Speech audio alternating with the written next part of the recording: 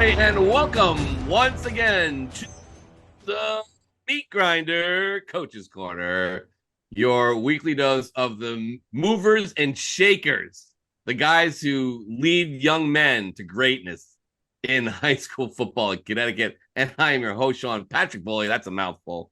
With me, as always, is Pete Paguaga. Peter, how are you?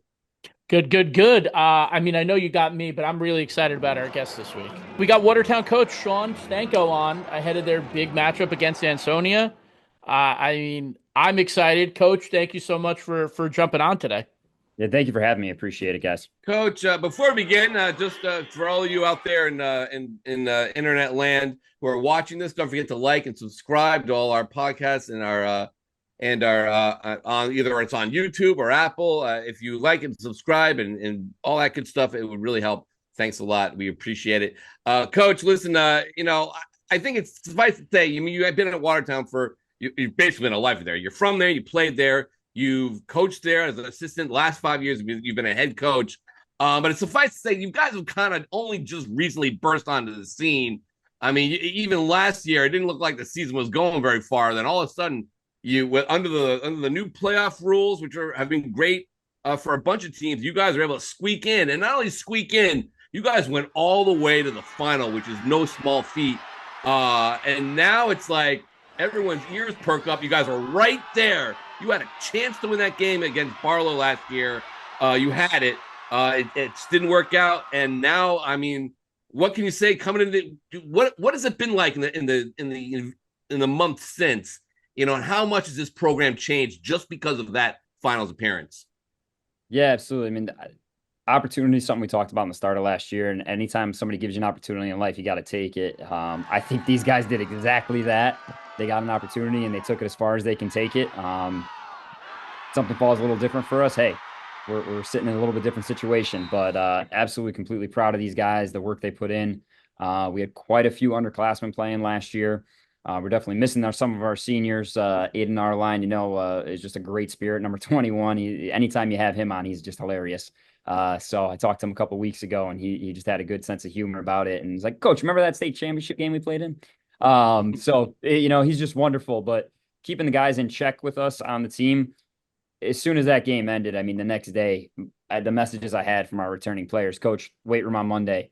Coach, let's get back at it. Let's get in some summer or winter stuff and summer stuff. Let's just get right back to it right now." And I mean, we're talking about guys that Watertown's not huge. A lot of them are playing 3 sports. Yeah, but can you guys, when you walk around the halls, you guys, maybe get treated a little different. A lot more smiling faces, a lot more people, right? Coming to games all of a sudden. I'm sure, this year you guys have packed them in. At least, I mean, I love your field. Been up there a couple times, but how much has things changed? I'm kind of jumping. No, absolutely. I mean, some things have definitely changed in the amount of attendance, right? People are very excited to come to the games. It's great for the kids because that's what it's about. It's about having that crowd and making a Friday night experience. We got a new band teacher right here that's putting some work in to make sure we have some great music going on. New cheerleading coach is working hard to grow that program back up. So just that Friday night atmosphere, right? I can remember when I was younger being like, "What are you doing Friday?" "I'm going to the high school football game." That's what I'm doing. So having last season build to this season, all that fired back up. I mean, you got old timers that are pulling out their Letterman jackets from like the 70s. You know what I mean? They're rolling in their wheelchairs and they're excited to just come see us and be there. I have no clue. I made that up, but I have no idea. But I'm told a bunch of people have been showing up that with some Letterman jackets that they're proud to wear at Watertown, and they're excited to see the team progress and do what they're doing. And obviously, they love some of the kids on the team, know them by their names. Before we get into some of the kids on the team, we're definitely going to do that. You're kind of not sneaking up on anyone anymore. You went to the Look at me, I'm championship. on your podcast. Yeah, exactly. But you go to the finals, you guys almost win it this year. You have a lot of guys back, and we're going to talk about your quarterback who might be the best player in the NVL and one of the best players in the state. But now you're going to get everyone's best. And how do you, okay, cool, the kids want to get in the weight room, they want to get back at it, they want to win a state title. But now it's, okay, we still have to play 10 games in the regular season and then 2 more in the playoffs to get back to where we were. So how do we not jump too far? So, I mean, as wonderful as it is that, we snuck in, like, you sneak into the 8 spot. It is what it is. I told these guys, I coached the team. Former players are now on staff right there. They were in the 8th spot too, but they went 8-2 in their season. So 5-5, 8-2, we're still in the 8th spot, significantly different. So the playoff definitely helps the way they've set it up now at the state, which is kudos to them. But that was the first thing kept saying to them all off season. 5-5 is not going to do it. 8-2 might not do it. I don't know. Football is the best and hardest sport in the state to make postseason in. It's not a specific number to get you in. It's all relative to what's going on in the league, and anything can happen, right? I mean, you look at the Berlin game just a week ago. Anything can happen. Things like that can change in a heartbeat. So for us, it's keeping the level mindset. That's my biggest thing that I've been stressing to them is just staying level-headed with it. Our goal is to go 1-0 every week. That's it. 1-0 every week. We won last week. We'll celebrate on Saturday. So what? Now what? Next game. Got to prep for that and be ready because you never know when the last game's going to happen. And on Thanksgiving Day, it could be that way. We don't know. We thought it was last year until we waited. Was there a point last year, Coach, where I'm looking at your schedule last year? I mean, and I made kind of a quip in the in the guide in your first game, like, oh yeah, man, Seymour beat this team last year, and then also you guys go out and rip them. But was there a point last year you were you were 1-3, and then you lost a couple there, but there were close games. Woodland was a pretty close game. Holy Cross was a close game. Like Naugatuck wasn't, Ansonia wasn't. But later on in the year, it seemed like you guys are just starting to kind of put it all together there. Was there a moment or something that happened maybe that really kind of got you guys going in the right direction and putting you on that path? You needed to win your last two to even have it to get in. And obviously Torrington's is a big rival, but was there a moment there that you were like, come together? It's crazy that the record isn't going to reflect that moment. That moment for this group was the moment that we had hour delay in our game 1 against Seymour. If you look at the box score, they came out and they just beat us in 6 minutes of the game. It was already, running clock almost, so it was bad. But we had a break in the game. We coached our guys up. They bought in. I think a lot of sophomores that then stepped into that junior role and got playing time and we're like, oh, this is varsity. This is different. This is not what I was expecting in a good way, but this is not what I was expecting. We got to step up. I mean, if there's 6 more minutes in that game in Seymour, I'm confident that it's either going to overtime or we're winning. I mean, we came back pretty strong. Obviously, we rolled right into Ansonia the next week, who's an experienced, great team, great staff, great players, great program, history. I mean, you name it, they have it, right? That's a big game to jump into with a lot of guys that was only their second varsity game ever. And then you come right back to it with Naugatuck, right? Yeah. Who again is great staff, great coach, great program, arguably one of the best players in the league in the state last year, without a doubt. So those are tough stretches of teams to go against. And they buckled down and they did well. I mean, if you were at those games, the Ansonia game, the Naugatuck game, there's glimpses of moments where you're like, okay, they got something. The ball just didn't fall our way. But all of that accumulated as the season went on to having the back half of the season. Like, we could play with anybody and we can fight through any adversity we get. We can fight through anything that happens to us. Sure, we've been blown out. Yep. Sure, we've blown a team out. Yep. Sure, we lost the game in the last seconds, unfortunately twice last year. But, all of that has kind of happened as the season went on, and the players really embraced that. And we're like, they honed in on it every time. When there was a play where I was like, guys, we need this first down to close out the game. It was like, remember last week or remember the Ansonia game. If we just did that, one more play, one more block, we would have made that happen. And that's been the motto all season for them, is the seniors wanted on the back of their shirts, one more, which is huge for anything. Whatever it is, they're always like, one more. But that was a big turning point right there in that Seymour game. That was a turning point for them. And then, we rolled into that bye week and they were like, guys, the back half of the schedule, let's go. We got it. And they were, the Woodland game was very tight. We actually gave up a touchdown to get the ball back to try to score because we had no timeouts left. So that's the only reason why I think it's a little bit more of a lopsided game in that one. Holy Cross was down to the wire. I mean, we're going to overtime. Soccer dude, our kicker that graduated, he missed it left. But at the same time, that prepared us for, what we didn't know at the time, the state championship game. Some of those juniors that you mentioned, obviously, and one of them stands out, and, he's Shawn and I's one of our favorite players, and that's Brady Canby, your quarterback. I mean, he is someone that definitely grew throughout the year and really put the state on notice last year during the playoffs. Look, there's a lot of things that go into trying to find out who players are, whether it's huddle, max preps, box scores, And he was a kid that just kind of like flew under the radar. You guys get into the playoffs, all the attention goes, Watertown's in 5-5, and then the first game happens and you beat Granby, and you look at the box score and you go, "Ooh, who's this Gamby kid?" And then you go out and you beat Gilbert, and you're like, "Ooh, who's this Gamby kid?" And then you get to see him in the state final and how big he is and how well he played in that game, and now he's back. And just his growth and progression from last year into being one of the top players in the state this year. Yeah, I mean, he checks every box you could want, right? Like for a high school player specifically too. I mean, he's a 3-sport athlete, doesn't miss a day in the weight room, plays all 3 sports and has been starting to most of them since a sophomore. Decided not to play a fall sport and do track this season, and goes out and like first time around comes in first for javelin in the league, makes states for records for that. Football wise, he's just a great kid to have around. He's very humble for knowing what he's doing since he's been starting as a sophomore. I mean, he was big last year. He put a ton of work in this offseason in improving his arm strength, improving throwing, his speed. He's a big kid. And sometimes you forget it unless you're standing by him. We took our team picture the other day, and I'm standing between him and Julian Guerrero, and I'm like, man, I'm 6'1", and I feel small. Not exactly as thick as these two guys, but I'm still 6'1".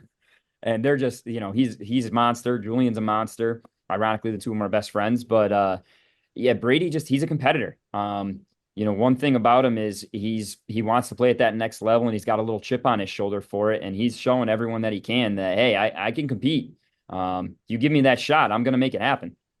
He comes from a pretty good athletic family. I mean, you tell us a little bit about that for people who don't know. I mean, it seems like the apple doesn't really fall far from the tree there.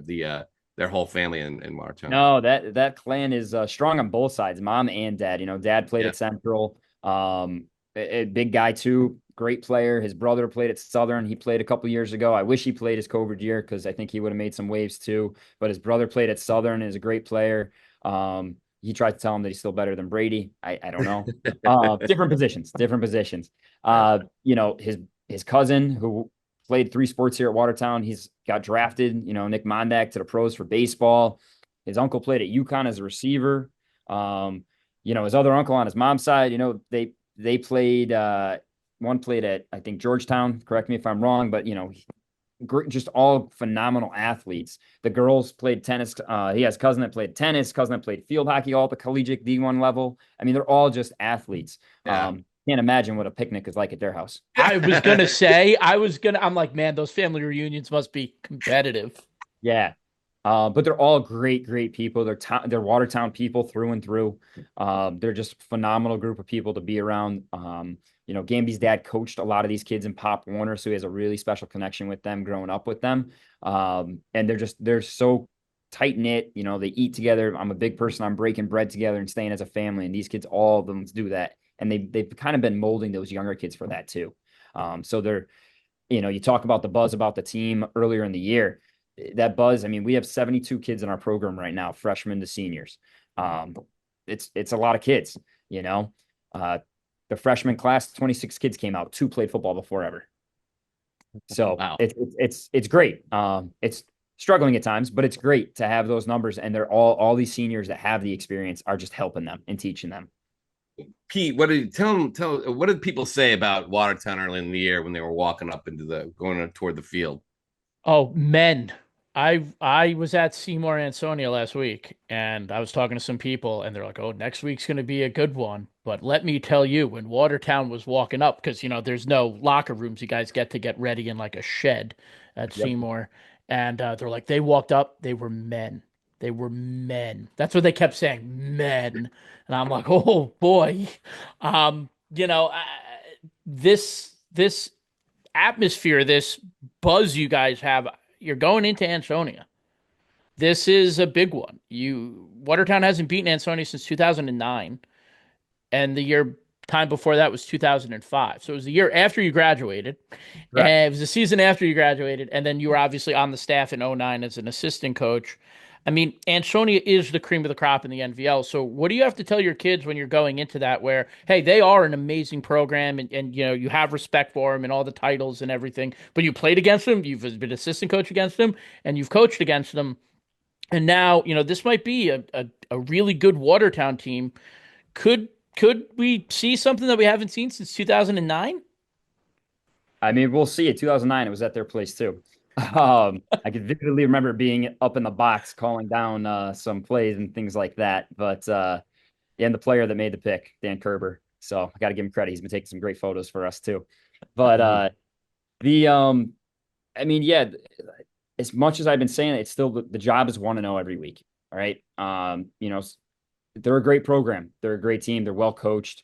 Tommy's going to go down as one of the Hall of Fame coaches in Connecticut. Like there's no questions about it. Going against Jack Hunt when I played, no questions about it. Great coach. They have all the tools. They have all the makings, and they have the culture, right? Like it's just expected for them. That's the culture. You got to break culture sometimes with us. You got to do what you need to do. Our guys have the mindset, and I've been keep telling them, I don't care who we're playing. It's 1-0 every week. That's the job. The kid goes to class just like you do. The kid goes to the bathroom just like you do. There's no difference for it, right? You played on the biggest stage as possible in Connecticut.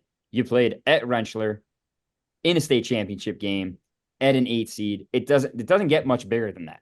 So why should 1 week in a season be that much bigger? Why should it be that much bigger of a moment? It's a game that we're playing, and our job is still the same, and our goal is still the same. And all of them kind of have that mindset. You talk about them being men. They have mentally, they've grown up too, not just physically, but mentally. These kids, the Anthony and Duhars, the Eli's, the Noah Powells have all grown up mentally as men. And that's what's made the big difference, which is cool because it's kind of our motto from the start, Yeah, well, why don't you tell us about some of the other guys? I know we kind of harp on Brady a bit. He's kind of like the face of the program right now, but you mentioned some of the other kids. Who are the other guys that have gotten you off to this hot start? I mean, you guys just smoked Seymour. And who'd you play last week? I can't remember. Will be, yeah. Will be up. But the Seymour one obviously sticks in my head. I saw the film out of that, and it was literally men against boys, which was stark. But just who else are? I mean, it's not just one guy. There's a ton of dudes. It's not. As great as it is, I mean, Gamby had a broken play against Wilby last week. Otherwise, I didn't call a single play for him to run the ball. It just happened to be a broken play that he got. So being that level of pass throw and run game with these guys has been great. And Anthony and Duhar hit the offseason. I mean, he is a monster. He's just doing great. He might be one of the best kickers in the NVL. I mean, the kid's kicking 49-yard field goals in practice, which is ridiculous. I called Rico the other day to say maybe, hey, if I got a shot and it's the right timing, I might give him a shot at it to try to beat your record. But he was one of the first guys that next day. I think there's a vivid play that he remembers in the state championship game, and I think he keeps that in the back of his mind on every single play that he goes at. But he was the first one in the offseason that coach, get us in some stuff. Let's go. I'm ready to go right away. We don't need a break. I want to go. Adam Hassinger came on at the end of the last year's season as well. He's been a solid player for us. He's a kid. He had a huge game against Seymour. I mean, 3 touchdown passes, big game. Anthony Duhart came up with some big catches and defensive plays. Noah Powell and Michael Cavallo, the two of them in the backfield have been phenomenal with speed and strength back there. And they just don't want to go down. They put in the work in the offseason. They're both big squatters. They don't want to go down. They always want to fall forward and never be falling backwards. And the two of them understand that. And they understand the best part about it is all these skills that we have. I feel bad for Dylan Feckety right now, but we'll have him on the back half of the season. He got hurt in that Seymour game, number 7 for us, but he'll be back in the back half of the season because he came up with an interception last year in key moments in the playoffs. So all these guys, Michael Cruz, skill-wise, we've got a lot of skills that have had experience, and they all understand that it's okay if it's not my night tonight. I need it to be my teammates' night. And that's the biggest thing that I think they're benefiting from. So every game we play, they understand it might not be me. It might be my guy next to me, but as long as we're coming out 1-0, the job's done. Coach, again, you grew up in Watertown. You played there. Tell me about remember your coach was Roger Ouellette, who's sadly no longer with us. He died unexpectedly Yes. a few years back. Tell me, how. I mean, I think we talked about this during the luncheon last year, but tell me what he's meant to you. If I recall, he meant a lot to you, and he gave you your first job coming out of Watertown. Yeah. Yeah, no, I have a lot of respect for Raj. Miss him dearly at times. I do. We have a rock with a plaque that we touch on the way out to the field every day for practice and for games. It's known as Coach's Rocks. A lot of these guys, unless they're Watertown like Gamby, know about Coach, but they don't know about Coach. Right. I told them at one time before the school got renovated, as beautiful as it is, there was an orange pole. We touched that orange pole, our helmets were buckled, and we were ready to go. I just kind of moved that to being Coach's Rock now. We touched Rogers Rock and we hit the field going. He was a huge guy for me. I played 2 sports for him. He was a coach. He approached me. I was coaching Pop Warner at the time, and Keith Rakowski, who's on staff now, his son happened to be on the team, and the team was struggling. Ironically, it was a freshman class that was struggling to win some games. They needed some D-back help, and they asked me if I'd come on and help out mid-season. I did. And then ironically, that freshman class as seniors are the ones that won in 09.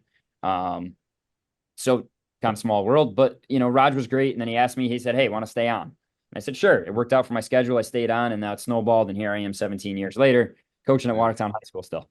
But he's just a huge guy. I mean, he's taught me a lot, even through his passing. He taught me a lot. I mentioned that at the memorial first thing. Our locker room's in the back of the school. You got to walk all the way around to get to the front of the school for the field. Sometimes, as a younger coach, I used to drive up myself, but like, yeah, the kids could walk, I'll drive up to the front field. But I could recall as a player, Roger always walking up with us. So I do that now. I started that, the minute that I thought about it in the memorial to his rock, X amount of years ago. And I walk with the team every day now. And now it's been contagious. More and more coaches are walking up with me. So little things like that, he's constantly teaching me. That's amazing. And you actually mentioned Rico Bronia earlier. Whenever when he talks about Watertown, they talk about Rico. I mean, obviously he led them to the only state championship they had in '86, one of the all-time great games. We all-time great players, obviously. And I went on to play in Major League Baseball for those of us who are old enough to remember when he played for the Mets and so on. But you have a relationship with him. I mean, you talk to him. I mean, what's it like having a guy like Rico kind of being the face of the program there, and how much is he meant to you guys? Yeah, I mean, I started coaching basketball with him actually at Watertown too at one time. Yeah. So he took me under his wing there. I've learned a lot from him coaching wise too. Program building. And it's something in the basketball world I've taken to some other places and it's been successful too. And I use a lot of that too in football. But he's always a phone call away if I want to bounce an idea off him or something like that. He'll always give me a message, during the season. Good luck this season, big game, good luck. So we have a really good relationship with him. Jerry Valentino has been a long time coach at Watertown and played with him. It's actually his brother-in-law too, and he was on that '86 team. But I mean, look, what would it mean? You were so close last year, and it's like, oh, I got to start this again. But it looks like you have a really good team. I don't know. I expect a lot of people showing up there on Thursday to see that game, and there's no better place to see a football game when it's popping, when there's 2 big matchups, and having only game in town vibes there. But I mean, like you said, listen, it's only one game on the road. Whatever happens, you still got a lot more to go, and it doesn't mean anything unless you win the rest of them too. But getting back there, I mean, first of all, just, can you even believe it's far off there? I mean, but getting back, what would it mean to you to get back there and complete the deal, not just for you, but for your kids, for the community? I mean, what would that mean? Yeah, I mean the community. I remember our nights at Columbus and we had our clam bake this week, and I love going, but at the same time, everyone's like the vibe in the town is still high, and we all want to be there. We're at the game against Wilby. You guys are looking good. And I preach to our guys, hey, listen, this is a community thing. We give back to our town gives back to us. That's a big thing that we do. And they understand that's part of being through the program is community service. Now they understand the backside. Now all these people, they love them, right? These young kids are stars right now in town because they all want to be, someone wants to be part of the team in some way or some form. They want to have some connection, hey, these guys come and eat breakfast at my place every day. Hey, these guys always get grinders at my shop. It's a great buzz in the town. I mean, it's just good to have that nice feeling of a town camaraderie, and the love that the town is showing for everyone. I mean, that's sports bring people together. They really do. Yeah. Obviously in high times like last year, they bring it together a lot closer. But that's been the vibe continuously, getting messages from alumni that moved away to Texas are like, I got to come back to catch out a game this year. Yes, you do. Come see us other years too, though. I mean, that's pretty incredible. Are they naming grinders after you guys though? I Yeah. mean, Oh if you're no, going, if no. you're going to get sandwich, you got to win a championship to get grinders named after you. Yeah. All right. So Well, then, yeah. what would be on then? What would be on the Coach Stanko grinder then? Like, let's just hypothetically Yep. speaking, they wanted to name a sandwich after you. What would you have on it? The mozzarella favorite, I would say. I like getting my Italian combo with fresh mozzarella on it, nice thick piece. I've been doing that since I was a player, actually. Kind of a ritual that we've had. I mix it up though. It's got to be on a roll. Can't be on a grinder. It's got to be on a roll. If there's no rolls, I'm walking out. So and they know that. We actually have a player on the team. His parents just bought the grinder shop that's been known in town for years and decades as the Cavallos. But they knew they always knew if there was a game day to have at least one roll put aside and not run out because they knew I was walking out without it. But yeah, the Italian combo with some fresh mozzarella, some long hots on it. That's the go-to. Oh, I like that. I like that. And Shawn says, Shawn reiterated what you said. Hey, it's just one game. There's another one. Yes, of course. And the NVL has blessed you with a road game at Naugatuck after a road game at Ansonia. Oh. So good luck. But look, it's hard not to. They're high school age kids. They read the internet. They see what's going on. They know Ansonia's a great program. They know Naugatuck's a great program. You guys went through this exact schedule last year, just flipped. Yep. How do you get them to not look ahead or not count chicken? You know what I mean? Like, Yeah. it's not an easy. I mean, that is I don't know what you did to piss someone off in the NVL to get that, but there's only like another team schedule where they play like 3 teams in a row that I scratch my head and go, who decided to do this? Yeah, we definitely anytime you have Ansonia and Naugatuck on your schedule, they're tough games no matter what. But when you have them back to back, it makes it a little tougher.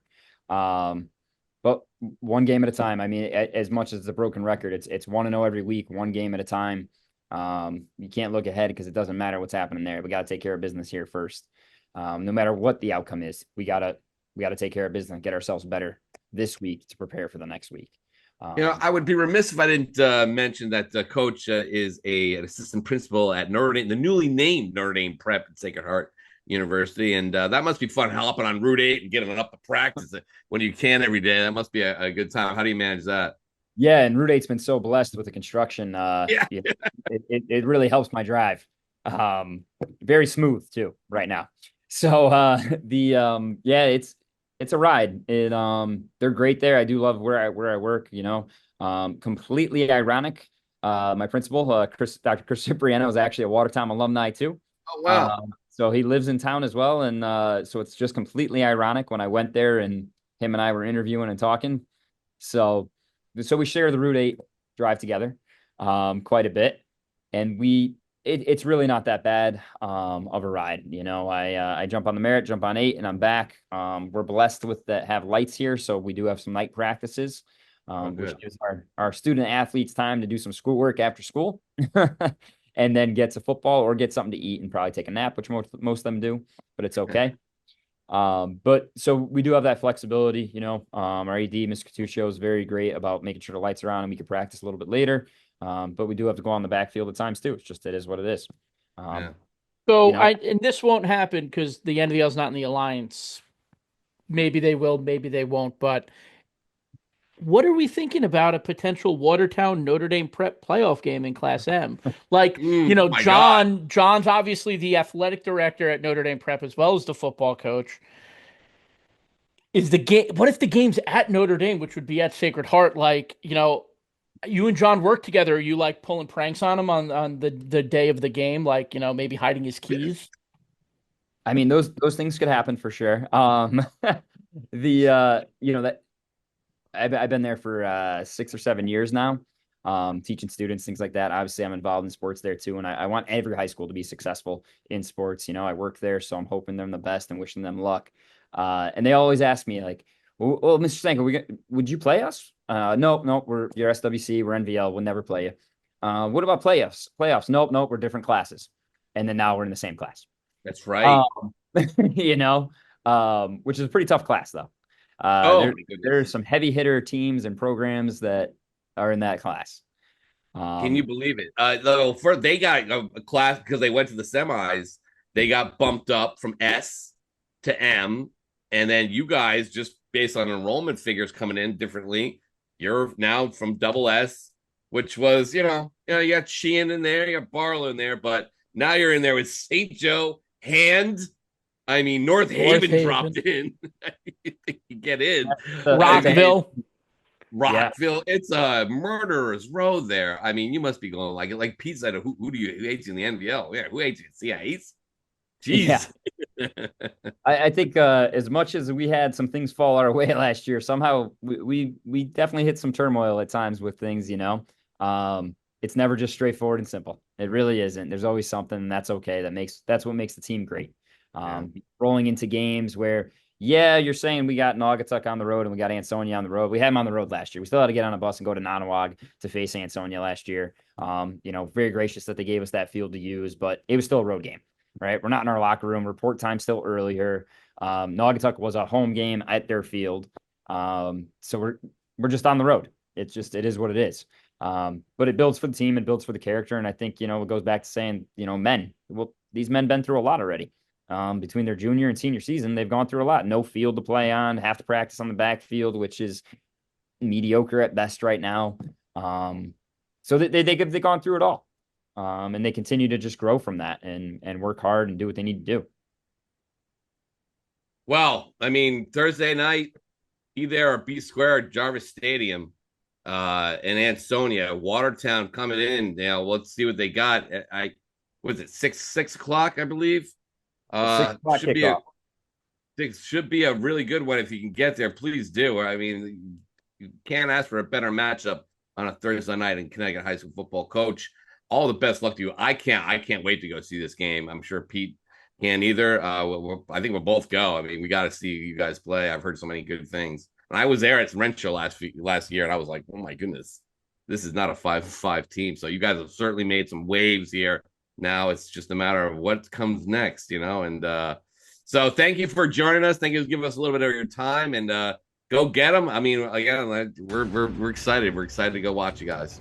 Thank you for having me on. Appreciate all the coverage you guys do in the state. Yeah, thanks, Coach. And think about it. Big wins mean more potential sandwiches named after you. Yeah. That's it. I'm a lineman at heart. I like my food. All right, Coach Stanco, thanks a lot. We appreciate it. This has been the Meat Grinders Coaches Corner on GameTimeCT.